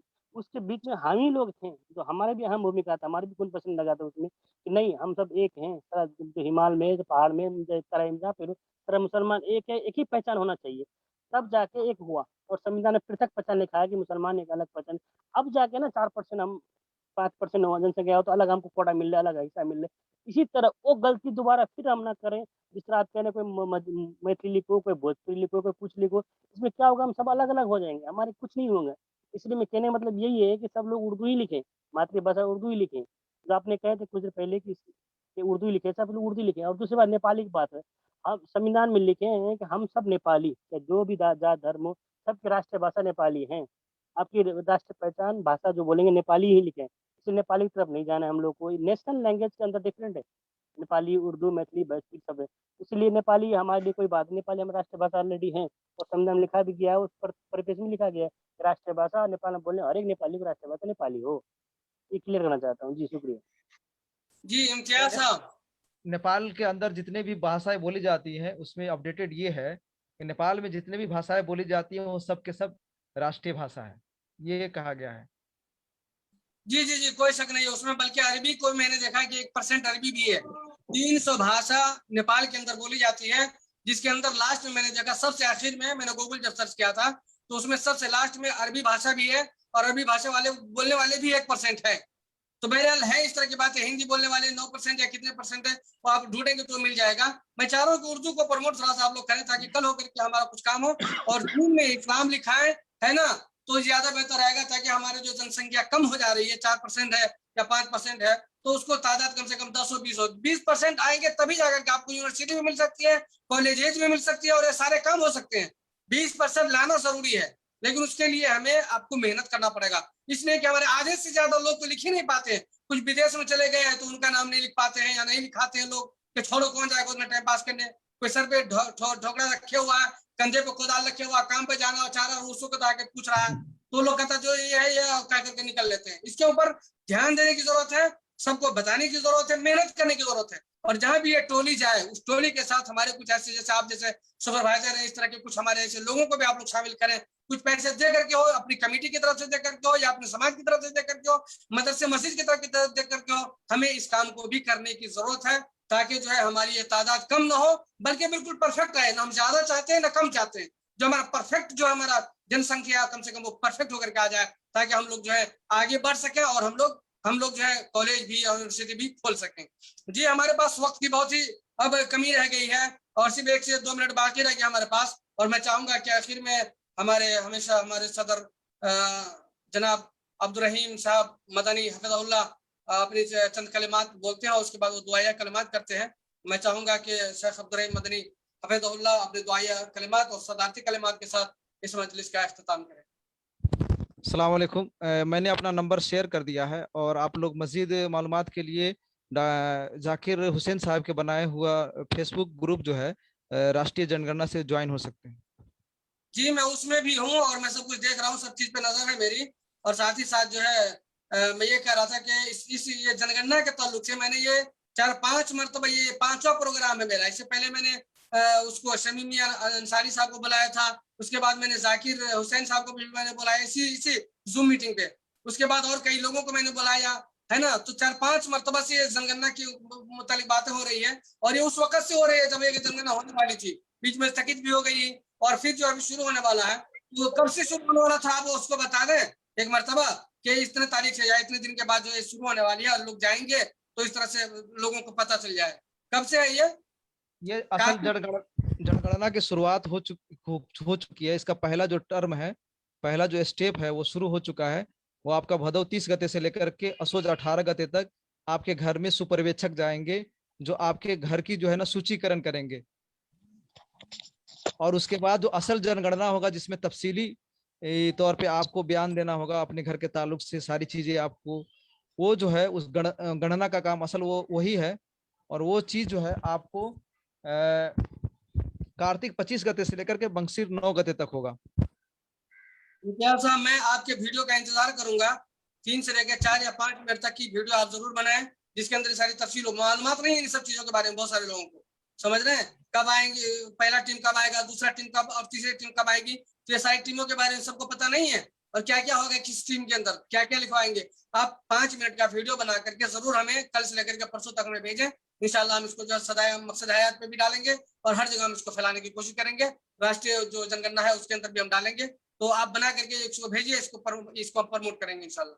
उसके अंदर आप जरूर इस्लाम के ऊपर ध्यान दें कि सब अपना मजहब इस्लाम लिखा है, और भाषा जो है जो हमारा जो सब मुसलमानों को जो भाषा वो एक हो और वो उर्दू हो, और जो मादरी भाषा हो सबका अलग अलग हो, कोई बात नहीं है। तो उसको कैसे लिखेंगे, कैसे बताएंगे, वो आप करके वीडियो बना करके जरूर भेजें। बल्कि कागज सबसे पहले लिखें, उसको ऐसे लिखाएं, वीडियो में दिखाएं, लोग समझ जाएंगे, देखेंगे यहाँ मुस्लिम लिखने में ये लिखना है और जात में ये लिखना है और इसमें ये लिखना है ना। तो 3 ही चीज तो है, वो बड़े मोटे से रूप में कागज पे लिख करके ऐसे दिखा देंगे वीडियो के अंदर कि इन चीजों के ऊपर हमें बात करना और आपको ये चीजें लिखनी और लिखवानी है। ठीक है, चलिए शेख अब्दुल रहीम साहब। बिस्मिल्लाह वस्सलातु वस्सलामु अला रसूलिल्लाह व बाद। अल्हम्दुलिल्लाह, बहुत सारी बातें हुई हैं और इन सारी चीज़ों का ताल्लुक बिलखुसूस तालीम से है।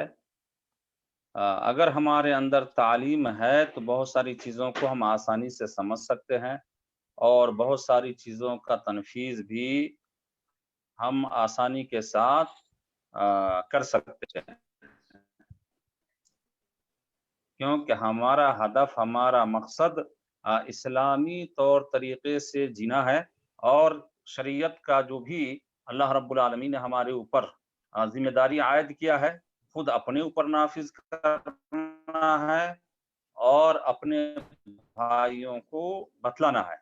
तो इल्म की बहुत ज्यादा अहमियत है और इसीलिए नबी करीम सल्लल्लाहु अलैहि वसल्लम कहते हैं कि दीन की जो असासी चीज है हर आदमी का जानना, जो है हर आदमी को जानना जरूरी है, जो बुनियादी चीजें हैं।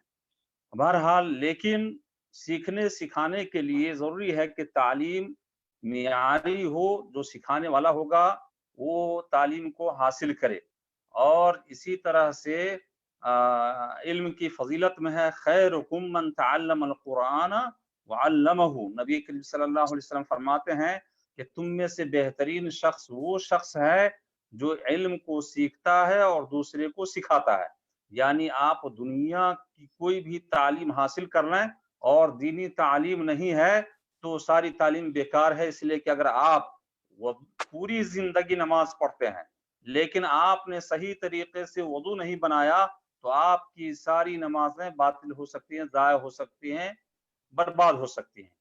तो ये है कि नमाज के ताल्लुक से हो या वुजू के ताल्लुक से हो या दूसरे मबादी के ताल्लुक से हो, फराइज इस्लाम के ताल्लुक से हो, अरकान इस्लाम के ताल्लुक से हो, तो ये सारी चीज़ों का सीखना बहुत ही बेहद ज़रूरी है।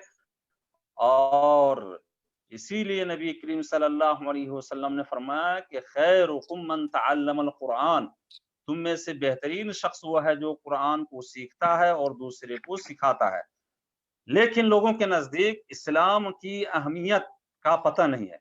जो इस इल्म, दीन इल्म के सीखने में और उसके समझने में, उस तालीम को हासिल करने की जो अहमियत है वो बहुत सारे लोग नहीं जानते हैं। इसलिए दूसरी ऊंची तालीम तो देना चाहते हैं लेकिन कम से कम असासी और बुनियादी चीज इसको जो है नहीं समझते हैं। इसलिए दूसरी चीजों के ऊपर, चाहे बंदा किसी काम का ना निकले, आदमी इंटर तक पढ़ ले और कोई जो है काम बेकार हो, लेकिन उस पे लाखों रुपये खर्च करते हैं।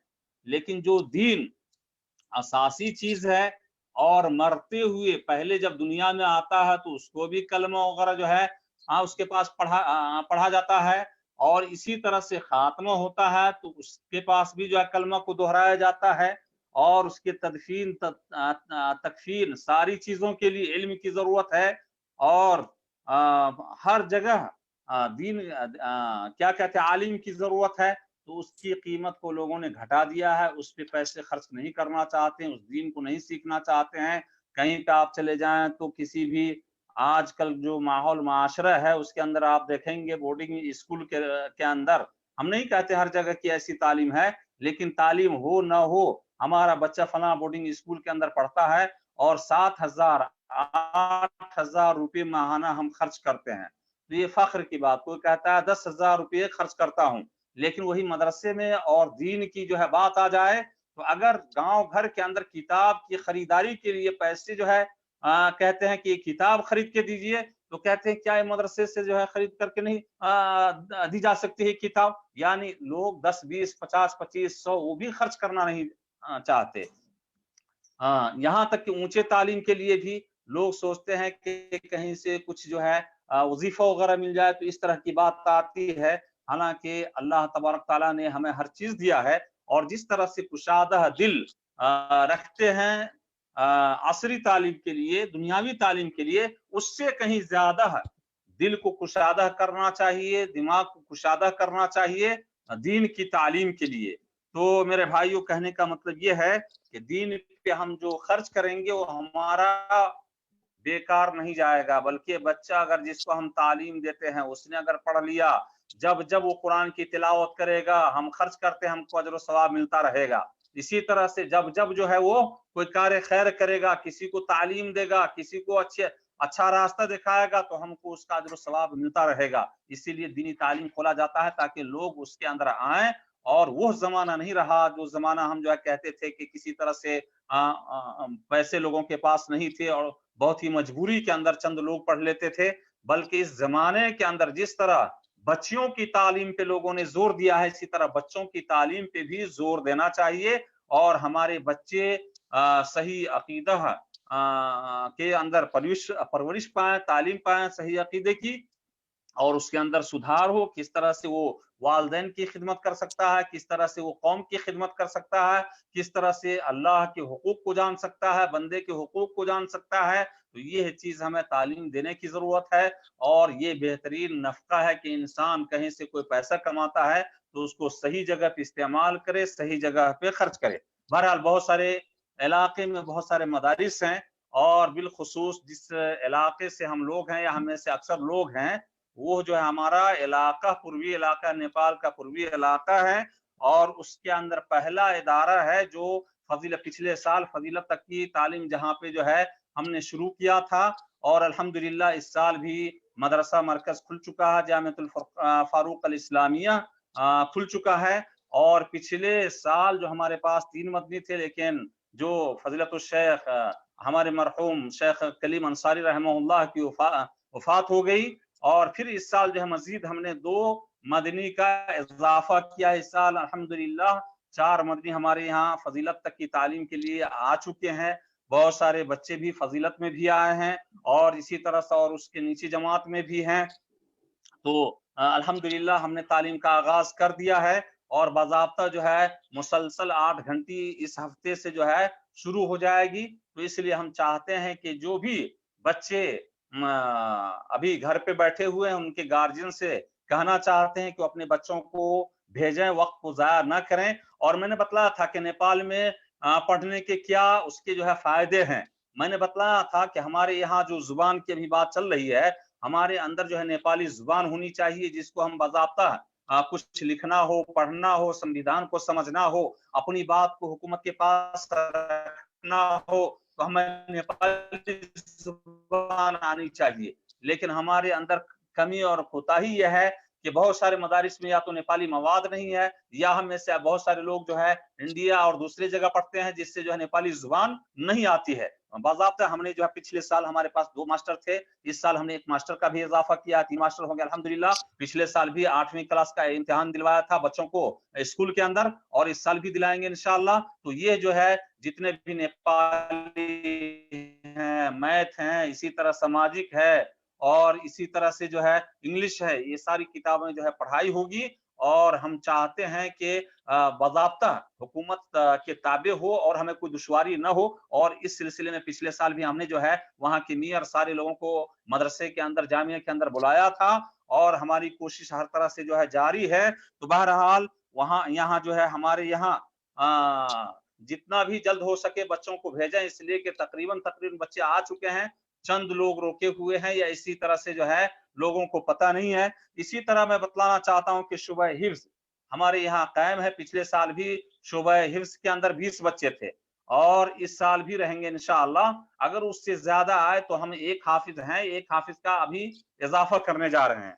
तो शुबह हिफ्ज भी है और वहां पे भी अच्छी तालीम होगी। और इस साल माशाअल्लाह कुछ तरीके भी बदले गए हैं और हम हर 2 हफ्ते पे या 1 महीना में सारे बच्चों का, सारे मुदर्रिसीन का रिपोर्ट लेंगे। इसी तरह से इस साल इंशाअल्लाह कोशिश ये है कि सीसी कैमरा भी जो है लगाएं ताकि जो है नक्ल हरकत को भी जो है देखें। और भी बहुत सारे उमूर हैं। तो बहरहाल जो है ये अच्छा मौका है, अच्छा जो है चांस है कि हम अपने बच्चों की तालीम अपने नजदीकी इदारे के अंदर दे सकते हैं और अच्छे से अच्छे असातिज़ा जो हमारे पास मौजूद हैं। रह गई बात कि मैंने कहा कि पहला जमाना नहीं रहा कि लोग जो हमारे पास जो है पैसे की किल्लत थी। हमारे मुल्क के नेपाल के अंदर अक्सर लोग 99% मुस्लिम जो है फकीर थे, गरीब थे, गुरबा थे, उनके पास इस्तिताअत नहीं थी। तो कहीं से बाहर से चंदे वगैरह आ जाते थे, उससे पढ़ते थे, तालीम हासिल करते थे। अल्हम्दुलिल्लाह हमारे नेपाल के अंदर भी बहुत इस वक्त में कह लें तो तकरीबन जो है 90% लोग खुद कफील हो गए हैं। ये अल्लाह का फजलो करम है और खास तौर से जो है खलीजी ममालिक का भी देन है कि उसकी वजह से हमारी जो है क्या इक्तिसादी जो है हालत मुस्तहकम हुई है और हम जो है इस काबिल हुए हैं। लेकिन अभी जो है बैरूनी मुल्क की हालत खराब है, जहाँ पे कंपनियां जो है लॉस के अंदर है, उसकी जो है हालत खराब है, जहाँ से कुछ मिल नहीं रहा है। तो इस इदारे को जो हम अपने तौर पे संभाले, हमारे बच्चे जो हम घर के अंदर खिलाते हैं वही चीज मदरसे के अंदर खिलाएं। और उसके लिए हमने पिछले ही साल की तरह 2500 रुपया जो है माहाना फीस रखा है, खुराकी फीस है ये। और इसी तरह से जो है कुछ ऐसे भी बच्चे हैं जो यतीम हैं, तो यतीम को हमने जो है हुर्रियत दिया है। हुर्रियत का मतलब यह है कि अगर उसकी किफाला कोई करने वाला नहीं है तो कोई फीस नहीं, आप लाएं अपने बच्चे को और हम तालीम देंगे, फ्री तालीम देंगे, फ्री जो है खुराकी वगैरह सब जो खाना पीना सब देंगे। तो ये है, अगर दे सकते हैं आप, उसके अंदर कुछ है उनके अकरबा में से कोई भाई बाहर है, कोई और जो है मामू है, सपोर्ट कर सकते हैं तो उनके लिए जो है कार्य खैर होगा, उनके लिए जिंदगी भर के लिए कहते हैं सदका जारिया होगा, आपने अगर उसके अंदर हिस्सा लिया। इसी तरह से जो है हम 8वीं जमात के साथ भी रियायत करेंगे फीस के अंदर और 8वीं जमात के बच्चों के साथ कुछ जो है रियायत की जाएगी। जो भी इम्कान हो सकता है जमा करेंगे और इंशाअल्लाह हम तालीम देंगे। इसी तरह से कोई बच्चा जो है बरेलवी गांव का है या उनके सरपरस्त वगैरह बरेली हैं और किसी तरह से आते हैं, उनके साथ भी हमारे यहाँ जो है रियायत दी जाएगी। तो ये सारी सहूलियात हैं और इस सहूलियात को जो है मद्देनजर रखते हुए हमने इदारे के अंदर सारे सिस्टम को जो है कर दिया है। और रह गई बात कि हम लोग बढ़ चढ़ करके हिस्सा लें, ये सारे लोगों के ताउन ही से ये इदारा मुस्तहकम हो सकता है और किसी फर्द के चलने चलाने से कुछ नहीं होगा, बल्कि जितने भी लोग हैं, चाहे वो आलिम दीन हो, राय से मशवरा से, इसी तरह से सियासतदान हो, इसी तरह से अवामुन नास हो या सरपरस्त हो, सारे लोगों से गुजारिश है, अपील है कि आप लोग बढ़ चढ़ करके हिस्सा लें और अपने बच्चों को इस जामिया के अंदर, इस इदारे के अंदर भेजें और देखें आपके बच्चों की किस तरह से तालीम और तरबियत होती है। कभी आप खुद जा करके देखें और इंशाअल्लाह इसको गाहे बगाहे हम जो है आप लोगों के सामने लाएंगे भी इंशाअल्लाह। अल्लाह ताला से दुआ करते हैं, अल्लाह ताला हम तमाम मुसलमानों को नेक काम करने की तौफीक अता फरमा। अल्लाह रब्बुल आलमीन हमें दीन की सही समझ अता फरमा। अल्लाह रब्बुल आलमीन हमें दीन की नशर इशाअत में मदद करने की तौफीक अता फरमा। अल्लाह रब्बुल आलमीन हमारे दिलों के अंदर मोहब्बत को पैदा कर दे। अल्लाह रब्बुल आलमीन हमारे दिलों से नफरत, बुग़्ज़ व हसद को दूर कर दे। अल्लाह रब्बुल आलमीन इस्लाम और मुसलमानों को गलबा अता फरमा। अल्लाह रब्बुल आलमीन हम में से जो बीमार है उसे शिफाए कुल्ली अता फरमा। अल्लाह रब्बुल आलमीन हमने से जो तंग है उसके रिस्क के अंदर अल्लाह रब्बुल आलमीन बरकत अता फरमा। अल्लाह रब्बुल आलमीन हमारे बच्चों की इस्लाह फरमा। अल्लाह रब्बुल आलमीन हमें दीन के खिदमत की तौफीक अता फरमा। रब्बना तक़ब्बल मिन्ना इन्नका अंतस समीउल अलीम व तुब अलैना इन्नका अंतत तव्वाबुर रहीम। सुब्हानक रब्बिल इज्जति अम्मा यसिफून व सलामुन अलल मुरसलीन वल्हम्दुलिल्लाहि रब्बिल आलमीन। चलिए माशाअल्लाह, एक चीज और बता दें कि नाश्ते के बारे में क्या बताए हैं? नाश्ते के बारे में इस साल नाश्ते का जो है इम्कान नहीं है, इसलिए कि एक तो ये है कि बच्चे कभी जो है ये नहीं चाहिए, ये चाहिए, ये नहीं चाहिए, एक तो ये चीज थी। और दूसरी चीज ये थी कि बावर्ची पे ज्यादा लोड पड़ता है, खर्च ज्यादा आता है, लोग हिचकिचाते हैं और बावर्ची तैयार नहीं होता है। तो इंशाअल्लाह मैं सोचता हूँ कि इस साल जो है इसको मुस्तहकम कर लिया जाए। अगर अल्लाह ने तौफीक दी तो आइंदा साल देखेंगे, इंशाअल्लाह कोशिश करेंगे सारे जो है जितने भी सरपरस्त हैं उनके राय मशवरा से अगले साल से नाश्ते का अगर सारे लोग इत्तेफाक किए तो इंशाअल्लाह उसका इंतजाम होगा। ये जो है अगले साल से, लेकिन इस साल बावर्ची का जो है मसला हो जाता है, बीच में भी जो है मसला हुआ था, कभी खाना में लेट, कभी कुछ जो है, तो इसको हम लोग जो है तरतीब देंगे और सोचेंगे कि किस तरह से किया जाए। या तो जो है नाश्ते में जो है चना और जो है क्या कहते हैं कि कभी चना कभी जो है मटर, इस तरह से दिया जाए। बच्चे अपने जो है पास जो है चूरा या मुरही रखेंगे, या किस तरह से जो है किया जाएगा, सारे लोगों के राय मशवरे से आइंदा साल से देखेंगे इंशाअल्लाह, सारे लोगों का इत्तेफाक हुआ तो। चलिए अच्छी बात है, इस साल नाश्ते नहीं है, इसलिए जो भी सरपरस्त सुन रहे हैं वो समझ लें कि भाई इस साल नाश्ता नहीं है। आप लोग खुद खिलाए, पता चलेगा कितना खर्च आता है और कितनी परेशानी होती है, तब एहसास होगा कि मदरसे वाले किस मुसीबत से बच्चों को खिलाते हैं और कैसे खिलाते हैं। चलिए अल्लाह तबारक व तआला हम सबको मिलजुल करके इन सारे कामों को करने की तौफीक अता फरमाए, और जो भी जनगणना हमारे नेपाल में हो रही है उसे बिल्कुल मुस्तहकम तरीके से करने की तौफीक दे। अस्सलाम वालेकुम वरहमतुल्लाह। इसी के साथ अब इस मजलिस के इख्तिताम का ऐलान किया जाता है। अस्सलाम वालेकुम वरहमतुल्लाहि व बरकातहू।